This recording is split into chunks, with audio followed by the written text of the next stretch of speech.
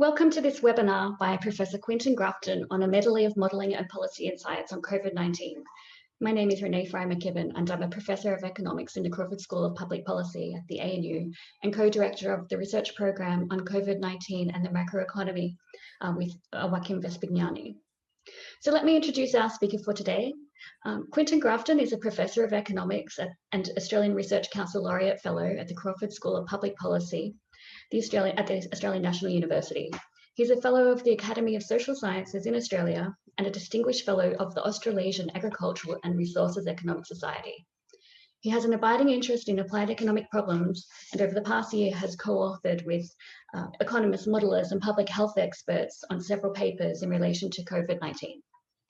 Before I hand over to Quentin, I would like to let you know that this event is being recorded and will be available on the CAMA website in the next few days. If you'd like to ask a question, just please put it in the Q&A box and I will either invite you to come and ask a question or I will ask it on your behalf. So Quentin will have about 40 minutes to speak with 15 minutes for questions at the end. Thank you, Quentin.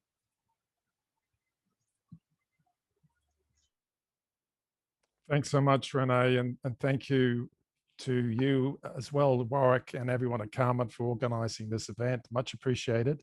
This is the biggest event that I've ever lived through on a global scale, so it's interesting that that it's not only interesting to me, but I mean, obviously it's devastating to many people in terms of their lives, and that's what got me going in terms of this work with my co-authors. But first of all, Quentin, can I just interrupt? Your slides are not on this on the slide view; they're just on the.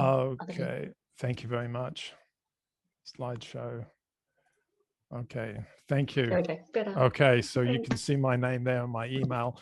So just a couple of things. So as I said, I thank Renee and Warwick for inviting me to give this presentation. I also want to say that I'm talking to you on Ngunnawal Ngambri land, which is the traditional owners of where I'm speaking from. And I pay my respects to their elders, past, present, and emerging. I also want to thank my co-authors. You'll see who they are as we go through. There are, in fact, 4 papers that I'm going to refer to this evening. And I also want to highlight that some of my co-authors are not only modelers, they're much better modelers than I am, but also some of them are public health professionals. And it's certainly been a real learning curve for me to learn more about public health issues from people who really know what they're talking about. And crossing that expertise, I think, has been part of what we've needed to do as economists, but of course, people in other disciplines when we address this issue of the pandemic, COVID-19, trying to understand it, try to predict what might happen and consider different scenarios and possibilities and options, particularly in the public policy space, which is pretty much where I'm coming from. So before I begin, I just want to highlight to you that there are, in fact, opinion pieces. There's a PDF available on the CAMA website. So if you want to look at that after the presentation, it gives you some sense of the policy implications that have come out of this work. And those policy pieces, first one was on March 30th, so pretty much early on in the piece in the context of COVID-19, but there were several of them throughout 2020, and they sort of represent the insights that have come out, policy insights that have come out of the work that I'm presenting tonight. So this is just the overview. There are 4 parts to the presentation this evening. The first part is robust estimates of the true or the population infection rate for COVID-19. That was done with Stephen Phipps, myself, and Tom Compass. This is the only, of the 4 pieces, this is the only paper that's actually been published. It's published in November by Royal Society Open Science, so it's certainly available for download. You can see it there. The second piece is on the health and economic costs of early and delayed suppression of COVID-19 in Australia. So this really looks to the first wave. So we had a first wave beginning in March with many Western countries, and it looks at the how we modeled that, and in fact how we modeled it in terms of early suppression is pretty much what was done at a national level in Australia. And then we look at some scenarios that fortunately weren't implemented, delayed suppression of up to 21 days. And then the sort of the worst case scenario, which thank God did not happen in Australia, the unmitigated suppression. And so we make some comparisons and some implications from that. That was led by Tom Compass, myself, and there are 3 other authors as well. And The third piece is looking at really the second wave. So I'll get to that as we get to the third part of this presentation. But the second wave in Australia gets underway, starts anyway at the end of May, which is a leakage from hotel quarantine. And just to highlight, Australia from the 15th of March imposed external border controls in terms of arrivals that applied across the board. It didn't matter your nationality and included Australians. So those people coming into the Australia from March 15th onwards had to be in 2 weeks quarantine. And that has continued. And the initial setup was that people were going into hotels, typically in our capital cities. And of course, there has been leakage, continues to be leakage out of these hotels. Not the best place to have a quarantine is in the middle of your larger cities. And there was a leakage at the end of May in Melbourne. And there was transmission taking place that the authorities were unaware of. So by towards the end of June, it had really taken hold. And there was therefore a second wave with the number of daily cases peaking on August 5th, just as they were implementing a much more severe lockdown. And the lockdown was extremely successful. In fact, it eliminated community transmission. So a very successful outcome from a lengthy period of lockdown. And then the fourth paper is a paper that looks really at the Swedish model. And so, as you may recall from the early months of the pandemic, Sweden was held up as a model for other countries to follow. And the Swedish model did actually have a number of public health measures in it. It wasn't a completely a laissez-faire approach, but the Swedish model was really about voluntary social distancing rather than mandated social distancing. And it also had some differences in the context of international border closures. So we make comparisons between Sweden and the next best peers to compare, which are its Nordic neighbors, Finland, Norway, and Denmark. We also include in our analysis Iceland, which is a Nordic country, but it is a special case in its own right. So we do results with and without Iceland.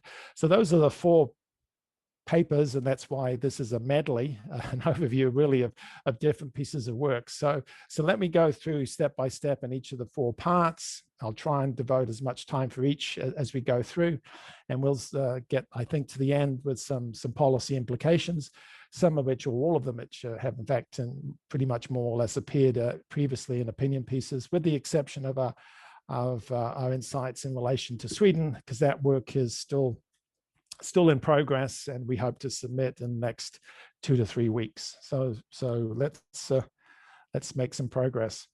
So here's the first paper. So this first paper is a backcasting approach, and it sort of grew out of an idea that I had, which comes from work that I've done many years ago in the context of fisheries. And in fisheries, and indeed in biology in general, there are ways to try and calculate populations using a method called virtual population analysis. So you have information today or current data, and you can work backwards in time to work out what the population needed to be able to justify or get the numbers that you're getting today. So that's essentially, in a statistical sense, backcasting.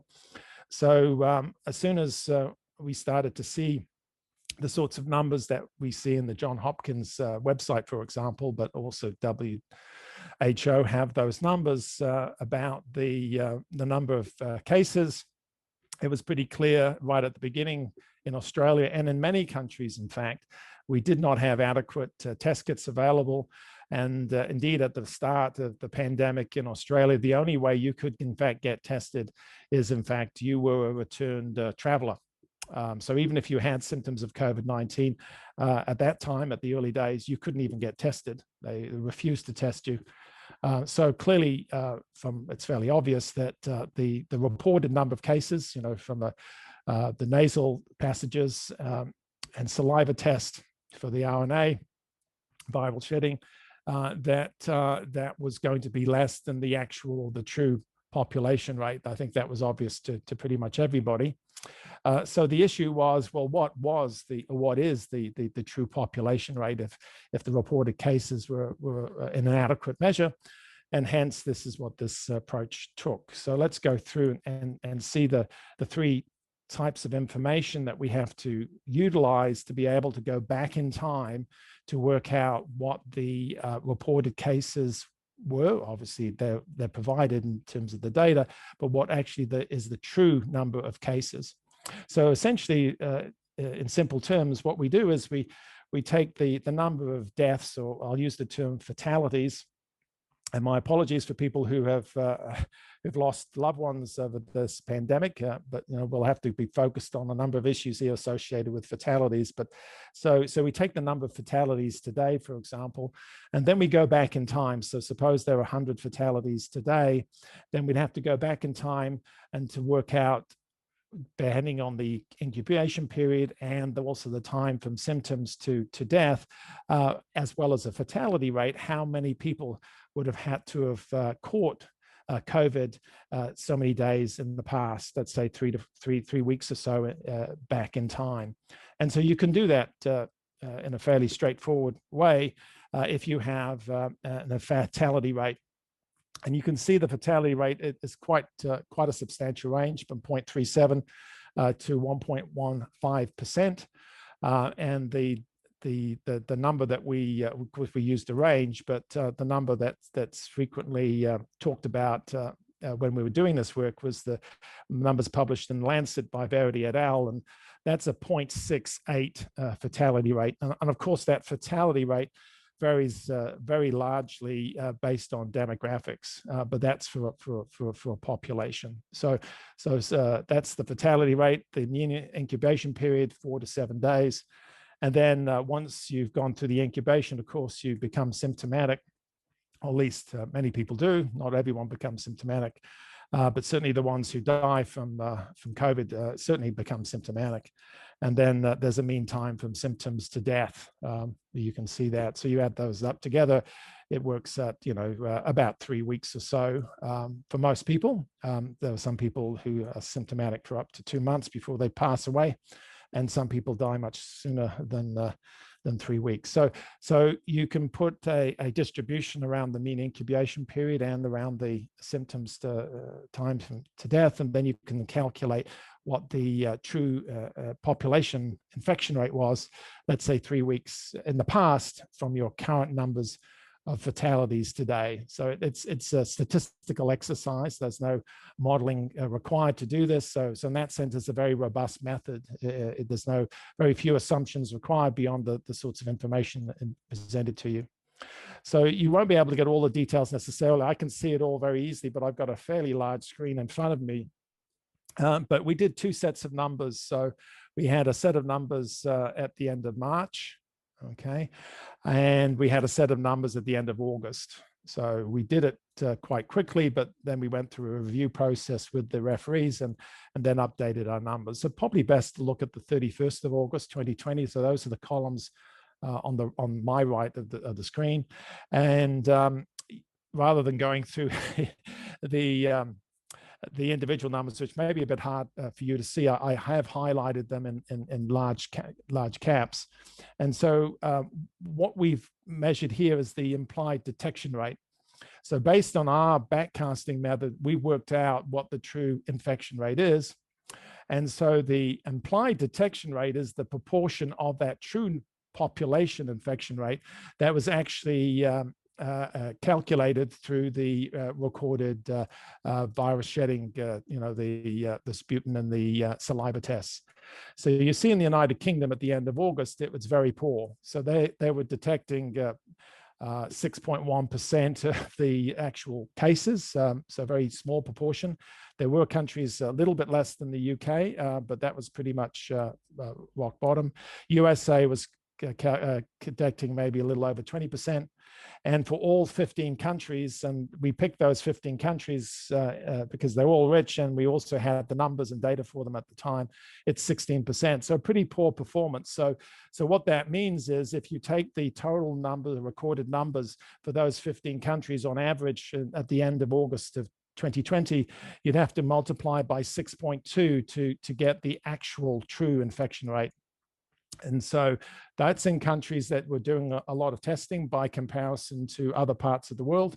good substantial parts of Asia, certainly in Africa and also Latin America, would have had much, in our view, lower detection rates, though we didn't do the analysis for them. So you can see, therefore, that if you look at the Johns Hopkins website today, which is giving us somewhat over 100 million cases, it wouldn't be hard to multiply by 6, 7, or 8 to give you the total number of people who've had and, of course, have recovered from COVID-19. So, it's in many hundreds, no question, it's in the many hundreds of millions.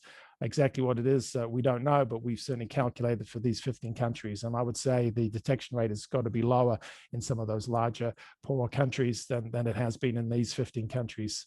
That would certainly be my view. So look at that Johns Hopkins site, multiplied by at least 6, possibly 8 or more, to give you the global numbers, and it's much larger than you think. There will also be issues here associated with mortalities, which I can talk to as well, perhaps at the end. So the question that the referees asked of us is, well, how good is what you're doing? Can you compare it to other approaches? And so that's what we did. We compare it to seroprevalence studies. So those seroprevalence studies basically just measure the antibodies to the virus, and they did it. Sometimes they've done it pretty well in terms of how they've selected the individuals, and sometimes they haven't done it so well. But you can see the comparisons if you want to, that our numbers are fairly similar at those points in time to their numbers. And remember, there's a range here associated with our numbers. There's a confidence interval around that. So we wouldn't hang our hats on a particular set of numbers, but you can see that they match up pretty well. And so one of the things that comes out of our work, and it has been noted by others, so I'm not saying this is a completely original result, but it's certainly the result we find here comes from our work. And that is the relationship, which is a strong negative relationship between the implied detection rate. So the better you are at detecting COVID-19, the lower the fraction of the number of tests testing positive. Probably not surprising there, but so this is at the end of April, and we're finding at that time a very strong negative correlation between the two sets of numbers. And it did get better. So by the end of August, there was much better testing going on, more testing going on, at least in the countries that we looked at, the 15 countries, but still a significant negative correlation between the two. So one of the things that, when we've heard those sorts of numbers, and fortunately they seem to be declining, those sorts of numbers of high positive rates, then you've got to immediately say to yourself, well, if you're getting a positive rates of 10% or more in terms of your tests, you're doing a grossly poor job at detecting COVID-19. And that would be I think most people's perspective on it, but this certainly shows that's the case. And so it's a way of seeing how well you're doing in your testing, and not particularly well for some countries. So that's the first set of papers. So just to highlight it again, it's the negative relationship between the implied detection rate and the positive rate, and then of course the gross underestimate based on the sort of numbers you'd get from the WHO or from Johns Hopkins of the actual number of people who've had COVID-19 and recovered from COVID-19. So the second paper is looking at the so-called first wave in Australia. So this is the experience of Australia. It uses Australian data, and it looks at a comparison between what actually happened, which is pretty much what we modeled fairly effectively, what we call early suppression. And we compare that to two scenarios. One is a delayed suppression, if we delayed acting in Australia by 21 days. And then a third case, which is a total counterfactual, which is this unmitigated suppression. In other words, that we didn't do anything at all to suppress the spread and transmission within the community of the virus. Okay, so 3 cases. So it's a compartment model. So we've got the issue of susceptibility, infected. S is susceptible, infected. Q is quarantine. R is recovered, and M represents those people who passed away associated with COVID-19. So we were able to take the data that was available to us, which was somewhat sparse at the time when this was first run, and able to do some calculations and do some simulations, more importantly, associated with this model, to be able to see what sort of outcomes we'd get with different scenarios. The first thing you want to do in these sorts of situations, of course, is to see whether your model does a reasonable job of predicting the actual data. This is not the predictions, this is the actual data. So it gives you a sense of what actually happened over that period of time. So we picked 1st of March because 1st of March was the first fatality in Australia. Someone who came off a cruise ship, had got it at a cruise ship, died on the 1st of March. Our first case was someone who had flown in from Wuhan in January. So a first fatality on the 1st of March. You can see the pretty rapid growth there, and you can also see a fairly reasonably fast response from the Australian governments. So I'd say governments. It's not just the federal government, governments, because we had a national cabinet got into play fairly soon in this piece here, and so you can see. 15th of March is an important date because that's when we closed our borders. So that, in terms of any action we took in Australia, that was probably I would say, the most effective action of all. So people can still come into Australia. We have very limited numbers, but they have to be quarantined for 14 days, obviously tested on arrival and a couple of days after and before they leave as well. So it's extremely effective, I think, at keeping COVID from really getting out of control in Australia.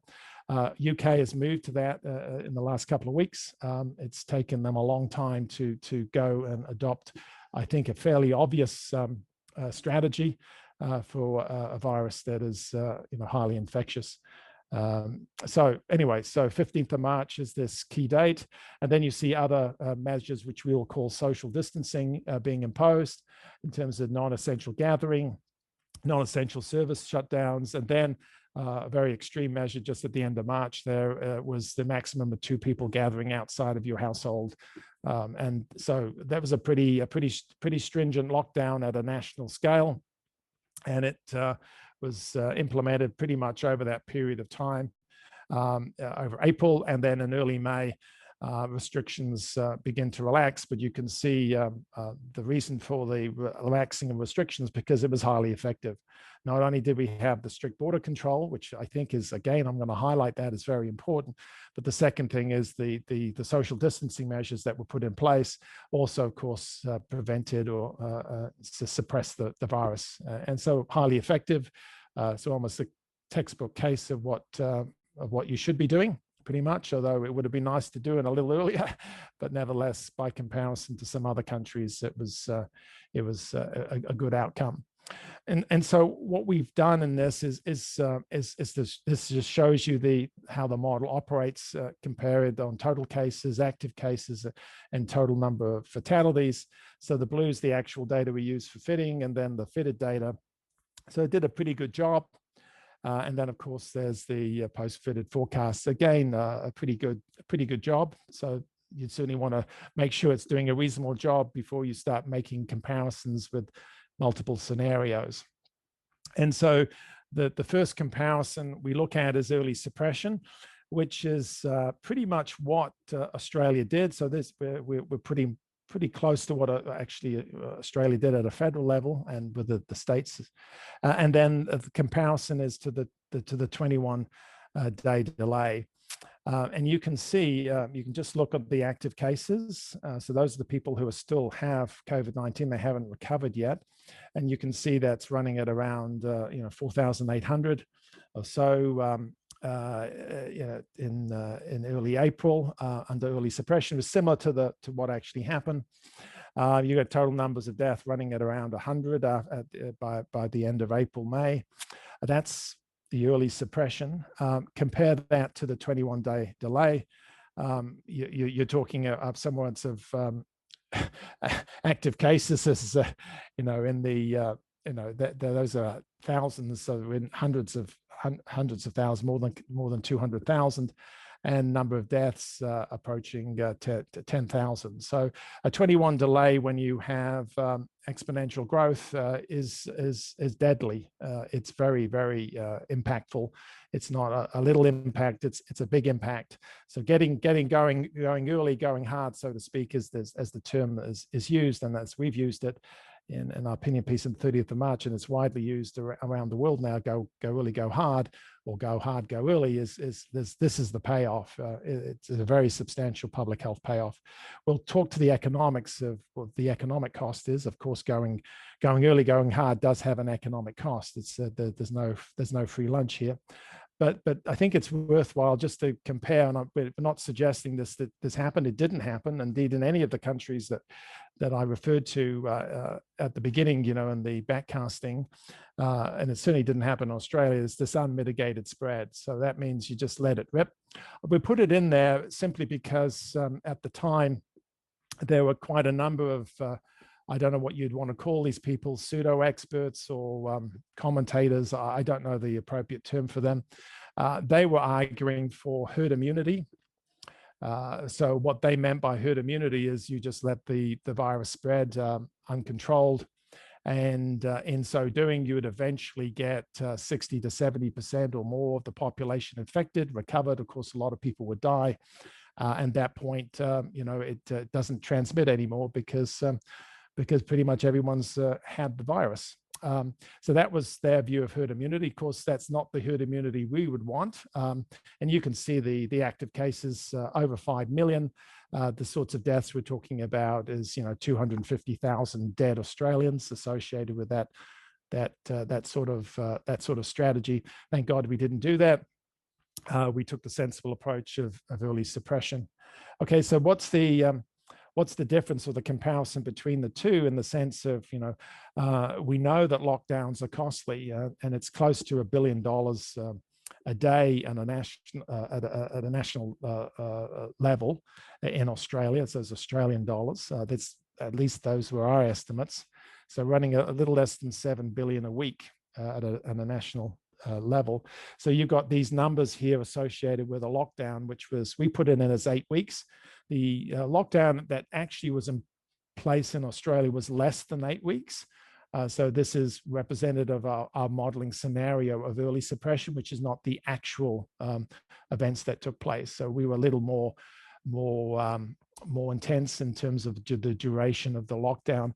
And you can see these are non-trivial numbers in terms of billions. These are billions of Australian dollars I'm pointing to. So we can see these are substantial numbers. Really, that's 52 billion Australian dollars. That's a large cost associated with lockdown. And then you get measures here associated with how long it takes to recover from the lockdown. We were pretty severe in terms of the recovery rate. Australia's recovered pretty well from its lockdowns. So it looks more like a transition 1 than a transition 4. And then you can see the GDP losses, which probably makes more sense to our friends in the audience who are not from Australia. You don't have to make currency calculations in your head. Just look at the GDP losses. So 3%, a little over 3%, is non-trivial. And then you go up to 6%, depending on your assumptions about transition and recovery.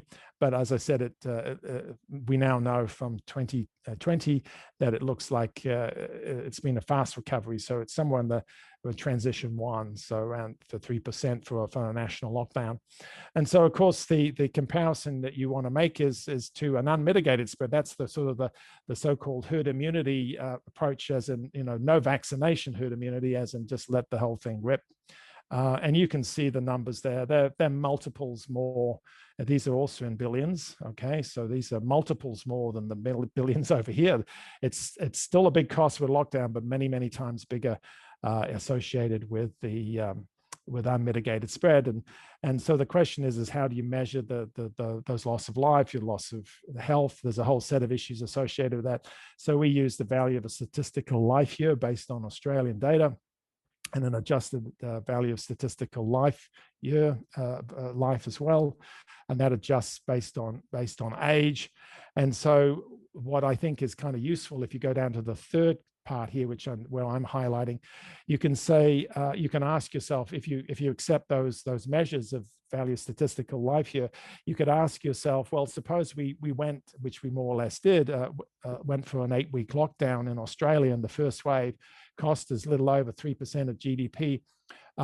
For us to prefer an unmitigated spread of the virus, what would we have been prepared to accept in terms of loss of life? Well, that's a lot of people, depending on how you measure the loss of life. It's almost 13,000 to 20,000, or 30,000 to 46,000. So just to put it in perspective, Australia has lost 910 people to COVID-19 on our shores. So this is many multiples more than what we have lost. And so it's inconceivable for me that the Australian public would have accepted those sorts of numbers relative to a lockdown. So despite the fact that lockdowns are not popular for the obvious reason they do impose costs, the fact is those costs are much less than the alternative of not suppressing, and actually much less than even if you delay suppression. So delay suppression doesn't give you anything. You get higher cases. You don't get any economic gain from a delayed suppression. You eventually have to go into some sort of suppression method if you have any reasonable estimates of the value of a statistical life. And we see that from our second wave, which I'll get to very shortly, in Victoria, the second wave was very clear that the measures that were first implemented in Victoria, beginning in June, towards the second half of June, and then more actively in July, those suppression methods were inadequate. They were insufficient, and actually we have an opinion piece from July 16th showing that they were clearly inadequate, and that state of Victoria. So this was just in the state of Victoria. There was some spread to New South Wales, which was controlled and suppressed. So the state of Victoria was not going to be able to suppress this with the measures in place. We made that prediction and said they had to go into a much more stringent lockdown like we'd done nationally, but this case would have been at a state level. We also predicted that it would be successful, and we were correct. But of course, there was a substantial cost associated with that lockdown of approximately 10 weeks, depending how you define the level of stringency. So let me go to that third paper, which is the looking at the health and economic effects of COVID-19 in our second wave. So just to recap, the first wave gets underway. We got our first case towards the end of January, and we get our first fatality the 1st of March. And then though we did have some response, so we stopped people coming in from China without quarantine on the 1st of February, I believe. So there was a response, but the response really kicks in March. In Australia, successful, as I've already shown to you, where the early suppression was successful. Costly of 3%, perhaps a little less of GDP at that time, according to our estimates, but nevertheless much better, much lower cost than an alternative. Here's a second wave that gets underway in the state of Victoria. So we're not talking a national wave here, and there are in fact state borders in Australia, and those state borders do matter. So states were able to put up border restrictions for internal travel. So in addition to the external border restrictions, which have been in place since March 15th and are still in place in Australia, there were also state border controls implemented. So that prevented the spread going beyond Victoria, although it did get into New South Wales. New South Wales was able to suppress it. It had much fewer numbers. It did get into Queensland as well, in fact, but they were able to suppress it without any major lockdown. Unfortunately, in the Victoria's case, they did have to go into a very stringent lockdown, and this looks at the various possible options in relation to social distancing. And so there's a lot in this table, so I just want to highlight some key results. It's a very large title too, so just bear with me. So the columns you're looking at, so the columns I'm going to point here, 0.5 to 1.0, they measure social distancing. So a social distancing of 1.0 is as good as you can get, okay, at least in an Australian context. And so 1.0 is the best social distance. That's the best you can do in terms of preventing community transmission. And you can go, of course, way down to 0 as the lowest order number.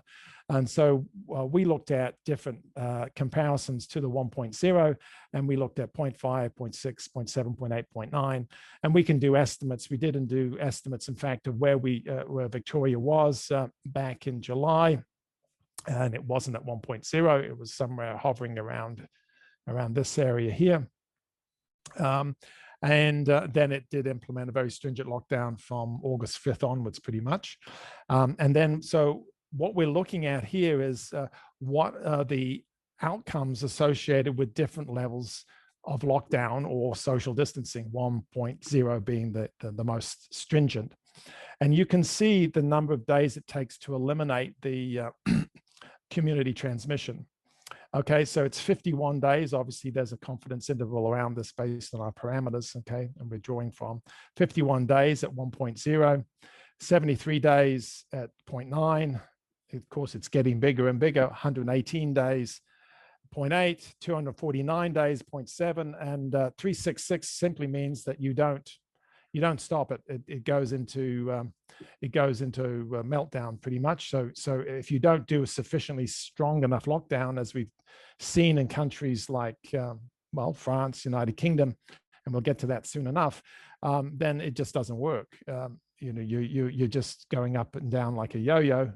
So yes, you can do some suppression, but it comes back, and so you certainly don't get into anything like community elimination. And of course, you wouldn't get that in those countries because they didn't even have proper external border controls for most of 2020.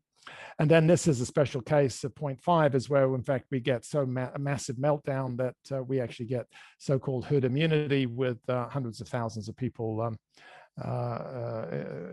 in tens of thousands of people dying. So not a good outcome. So where did we end up? Well, these are our model results. So Victoria did, as I said, impose a very stringent lockdown somewhere in this vicinity around here.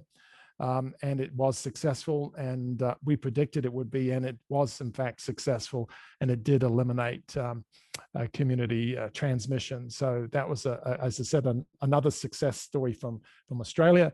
Obviously, there was a failure in quarantine, but there was a success in terms of social distancing, yet again demonstrating in this case, it wasn't going early. They didn't go early. They went a bit too late, quite frankly, by a good month.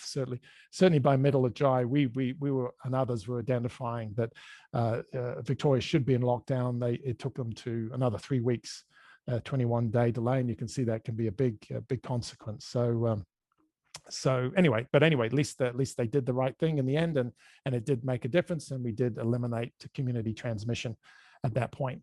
And so what we wanted to do is compare to suppression, because this seems sort of kind of an academic discussion for many people in the world outside of Australia. But we've had this debate, at least in the early months of COVID-19, about suppression vis-a-vis elimination. And I and others argued for elimination, that is community elimination of transmission of the virus as the best course of action. And some people argued for suppression, that, well, no, you can't do that. Well, in fact, we did, and did it twice, and done it multiple times in Australia, because, of course, we have external border controls. So it certainly is feasible, and we've shown it to be feasible multiple times, as have other countries such as New Zealand. But some people argue for suppression as a better way to go, because you don't need a lockdown long enough. You can sort of get back to business, so to speak. So we compared two suppression scenarios, and we get a range of outcomes, and you can see the greater deaths involved, and then with an elimination strategy. But also, so here's an elimination. You can see the numbers going up there in terms of I think deaths, and then you've got here in terms of elimination. And then the alternative, which is a suppression.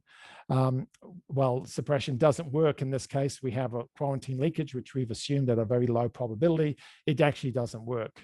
You keep on bouncing back because you never got sufficiently low enough numbers, which is essentially what happened in Europe Western Europe in the summer months, northern summer. And you can get even bigger bounce backs depending on the duration associated with your lockdown. Again, fairly obvious now when we go back to this, but again, it is, I think, interesting set of results. You don't want the yo-yos, which is obviously where some countries have gone, and the alternative, at least in Australia's case, was elimination with, of course, external border control. So let me get to the Quentin, last. I'll just interrupt. You have 20 minutes in total, including question time. Just giving you the Zoom time heads up. Okay, well, I will quickly go through the very last paper, which is unpublished, and hopefully we can submit in the next few weeks. So the motivation for this paper was to look at the Swedish model, which was held up by a number of people, including some epidemiologists, as the model that we should follow in Australia, indeed in other countries. And so we wanted to compare Sweden with its natural peers, so to speak, which are its Nordic neighbors. And so here's the comparison. Look at Sweden, total cases per capita, so running around 4%. Those are recorded cases, so you need to multiply by whatever that number is. Let's say it's 6 or more to get the total caseload. So 16, 20% or 25%, whatever that. So it's a much higher proportion if you want to take the true infection rate. Compare that to its peers, even though Denmark picked up in a second wave, so to speak, much less for its peers, certainly Finland and Norway. I compare it to Western European countries. They've done badly in all sorts of dimensions, economically and public health-wise. And so Sweden compares, does a reasonable comparison with the big European countries. It's slightly better than most of them, a bit better, but much worse than its Nordic neighbors. These are fatalities. You can see Sweden is an outlier here in terms of the Swedish model, what it delivered in terms of public health outcomes. Recorded fatalities around 12,500 right now in Sweden. And then here's the fatalities on a per capita basis in the big Western European countries. Again, not good outcomes for them. Unfortunately, they didn't adopt the appropriate strategies back at the start of the pandemic. Some interesting, I'm running out of time, but there's some interesting things about the stringency associated with Sweden. There was a delay in Sweden compared to its Nordic neighbors. And that delays, as I pointed out, can be quite significant. Even in 14 days can be quite significant when we're having exponential growth. Interestingly, Sweden now has the highest stringency index of all Nordic countries. It changed its policies in October in response to the failures of public health in the context of its high fatality rates. And then this is a comparison of Western European countries. So a lot of countries seem to be doing the same thing, but delays. It's hard to make comparisons when you go from a close peers, because Italy got the first wave first. And so it's imposing, it's an endogenous variable here. You're putting stringency in because you're getting lots of cases and fatalities. So it goes earlier than others, but that's because it was ahead of the curve in terms of its infections. So I just wanted to go back. Just one thing I want to say here is just highlight here that Sweden is an outlier, not only in its fatalities and cases relative to its Nordic neighbors, it's a gross outlier in terms of its testing. Its testing has been atrocious compared to its neighbors. So its testing rate is fraction of what its Nordic neighbors have done. The Nordic neighbors are in the hundreds of tests per confirmed case. In the case of Sweden, it's 1 or 2.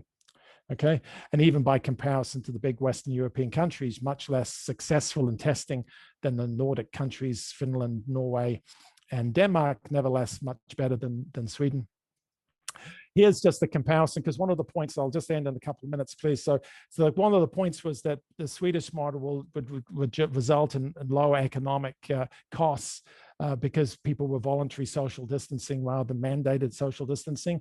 Certainly in the first quarter, it seemed to generate that result. It did particularly well in terms of its GDP change, first quarter vis-a-vis the fourth quarter 2019.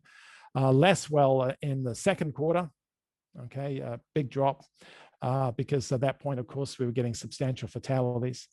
I put this in for third quarter. It looks a bit strange. That's a positive relationship between GDP change and fatalities per capita.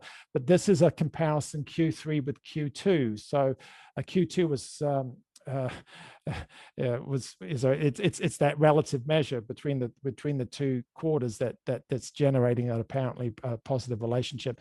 But if you, and I don't have enough countries in here, but I've just started to populate it, you can see a very strong, in my view, negative relationship in annual change in GDP with fatality rates. And Norway stands out here at the top. Sweden does pretty well compared to some of the big European countries, but it certainly hasn't got better performance.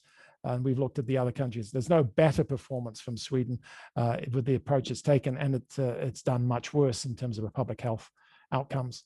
I'm going to run out of time, so I just wanted to say we've done some estimates looking at international border closures, and it does appear to be statistically significant and a robust set of results in terms of the closures that were imposed in the first by Denmark, Norway, and Finland, not by Sweden, and not by Iceland either. And so it appears to have been highly effective in terms of reducing the case rate in those countries. So that's again a support for the border closure approach, and we've done it for different time periods. So the second table looks at different time periods.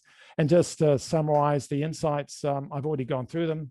Relationship between infection rates and you'd see on John Hopkins, the WHO, they're much higher, 6.2 times higher for the true infection rate, negative relationship between positive viral cases and true infection rate. From the modeling we did in Australia in the first wave and second wave, go early, go hard, certainly appears to be the better strategy, not only from public health, but from the economic perspective. We looked at duration as well in the second wave analysis, and duration is also important. So having a sufficiently long enough duration. I want to highlight strict border controls, extremely important for Australia, and it seems to be also the case for Nordic countries as well. So it's not just unique to Australia and New Zealand. I didn't highlight this, but we've looked at in terms of our second wave modeling in Australia, the issue of COVID and testing and contact tracing. And it's worth highlighting here that it just blows up. So contact tracing can only work when we have relatively low numbers of new daily cases. It's certainly by 100 new daily cases per day, we've lost it in Australia. It looks like we're going to have to get into serious social distancing to suppress community transmission. Interestingly, the big Western European countries were having cases in the hundreds per day during their northern summer.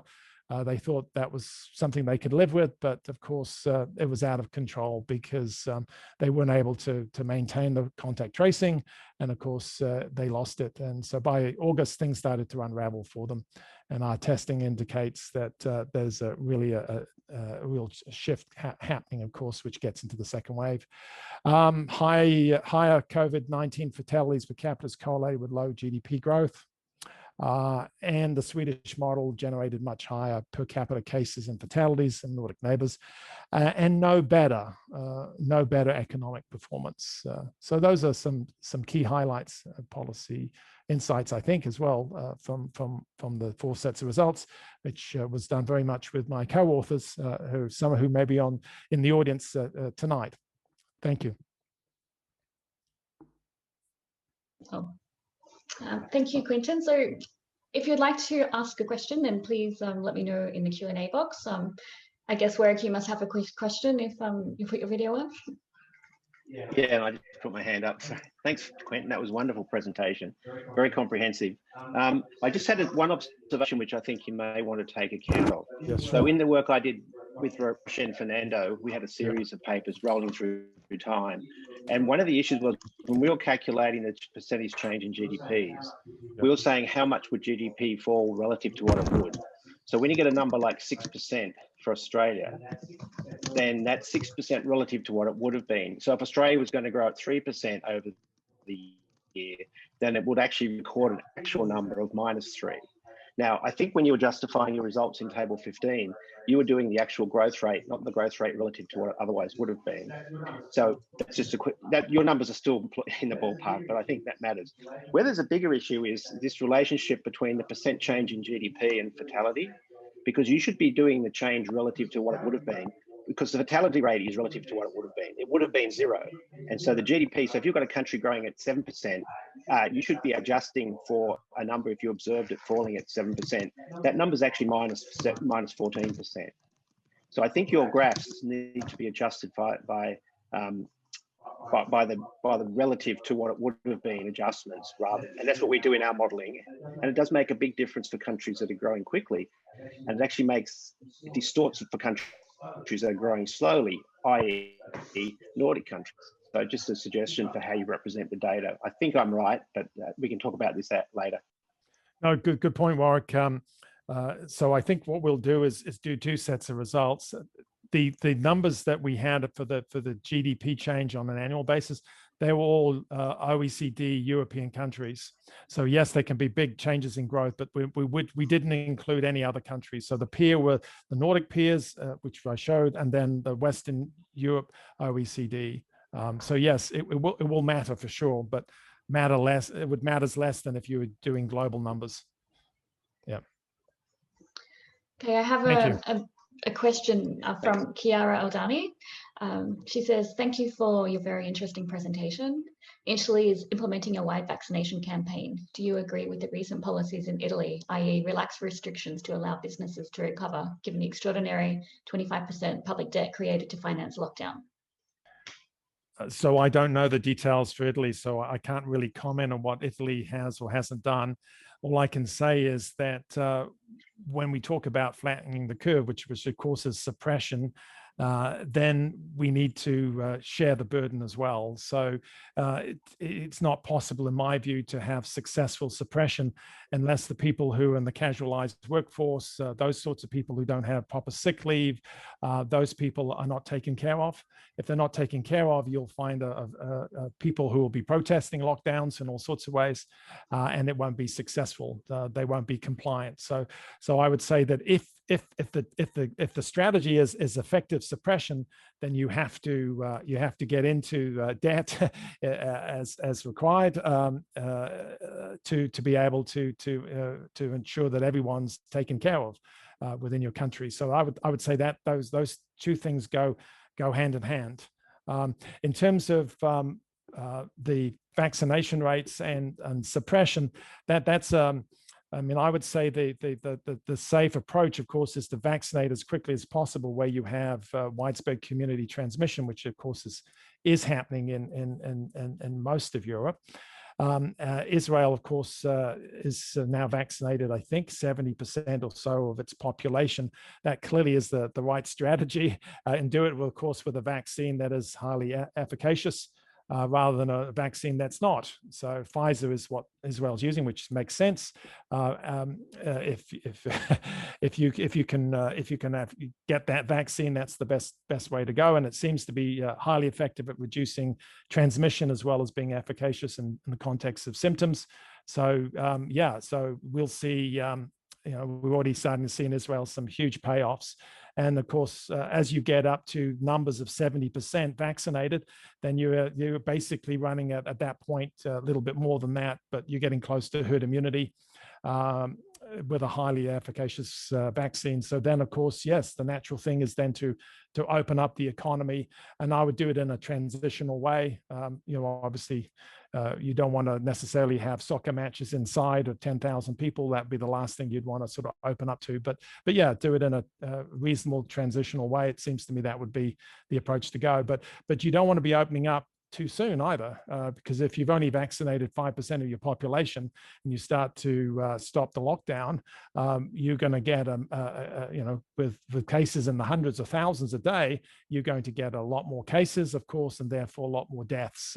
So it needs to be, the timing's got to be there, and that would be the strategy to follow, it seems to me.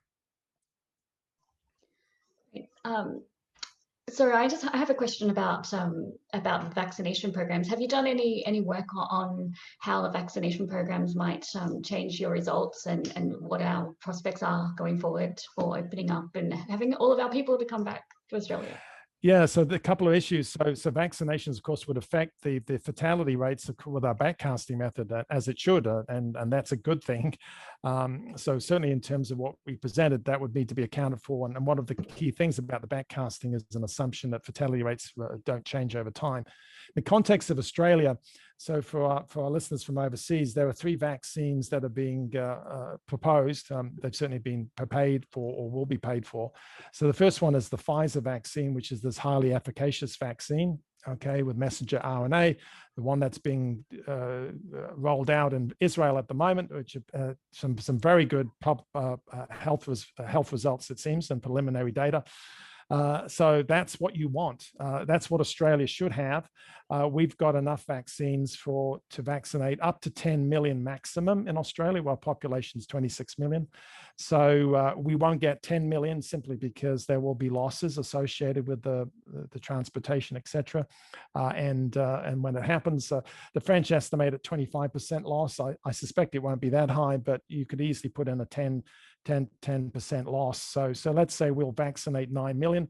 We won't vaccinate 9 million in 2021. It looks those numbers that we're planning for. It will take up to 2 years based on getting the vaccine from Pfizer. If we had enough, we could vaccinate sooner, but it doesn't seem we've got enough numbers for 2021. But the next best, so to speak, is AstraZeneca. And that's being used in a number of countries, and particularly in the United Kingdom. It's using that right now. The problem with AstraZeneca is the trial results published in The Lancet suggest that the efficacy is 62.1% or 70% if you take a blended number from their trials. They did it in multiple countries. The AstraZeneca appears to have an efficacy, again, it's not published yet, but from South African variant of around 22%. So that is a problem. So let's just look at the numbers for Australia: 26 million. Let's say 9 million get vaccinated with the Pfizer, and of course it should go to the vulnerable first, the frontline workers, and thank God they will get it first, and will get vaccinated. So that's wonderful. But still you're going to leave 17 million Australians, or 15 million, however you want to calculate it, 15 million vulnerable. Although the fatality rates will be less because AstraZeneca does have some efficacy, of course. You could easily construct scenarios that as Australia opens its border up, as we've all been vaccinated, we won't have herd immunity with AstraZeneca. We could get thousands of deaths. It's absolutely conceivable, certainly in the hundreds. And put that in perspective, we've had 910 deaths in Australia. So the point about it is we as Australians, as indeed the entire world, needs to get a vaccine that's highly efficacious, particularly in Australia, because we have high levels of susceptibility.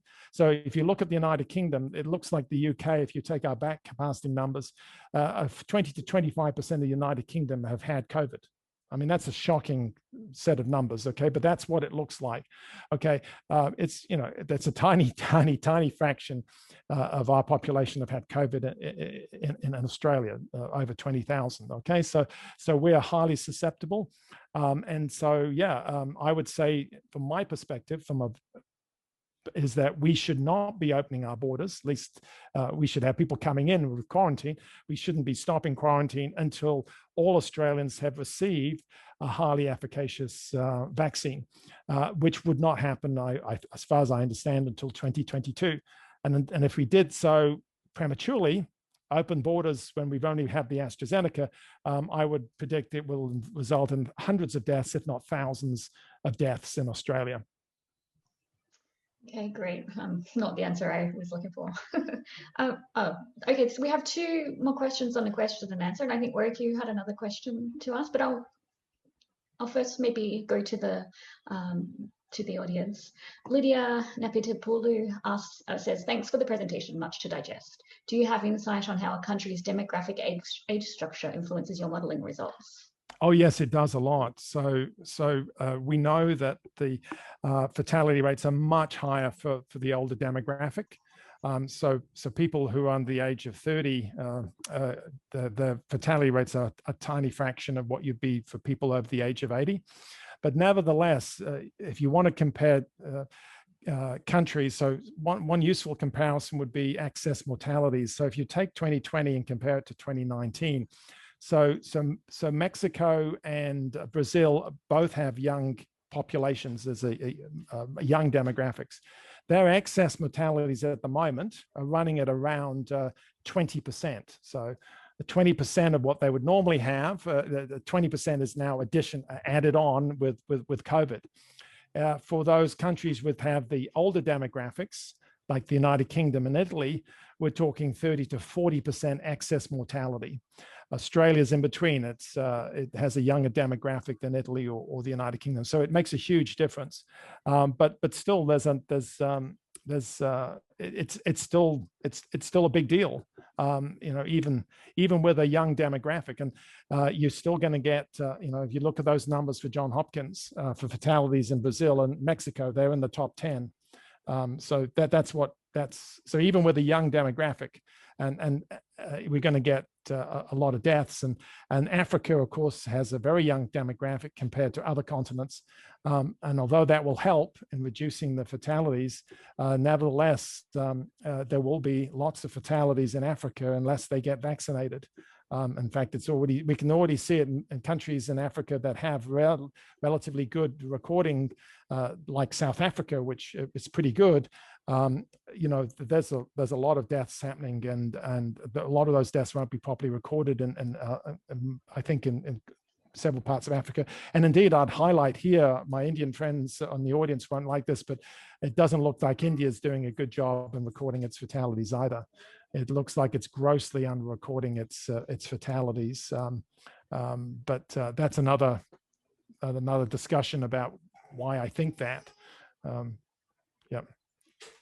Okay, we just have one last question from Stuart Nixon. My dog. Okay, good. My dog's gone. Oh. Yeah, sorry. He was making a lot of noise. Have to make a cameo. That's okay. From Stuart Nixon, are you doing or planning any work on next generation issues in Australia, such as the trade-off between the current minimal community safeguards and snap lockdowns versus more ongoing prevention, such as masks, temperature checks, better registration, and so on? Yeah, it's sort of beyond my area of expertise. If we were to do that, no, we're not. We did to some extent in the second wave modeling, try to determine different dates, different things were happening in July and June and July, and to see what impact they had. Clearly, masks do have an impact, and a variety of things that I would call low cost do have an impact. So yes, those are the things that we should be using. So as soon as there's a measurement of community transmission in Australia, we should be putting on our masks in public. It, to me, is a no-brainer. We're restricting large assemblies of people, particularly inside. I mean, those are very easy, low-cost measures. Going into lockdown.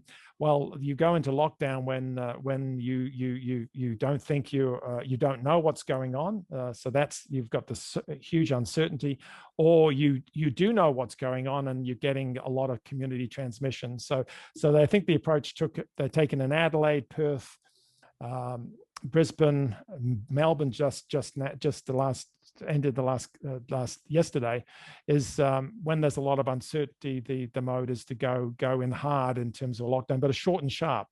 And of course, that has a cost, but remember the cost of getting it wrong as well is very large. And I think in Melbourne's case, I can see why they're concerned, because there was we call it hidden community transmission. It was going on for several weeks in June.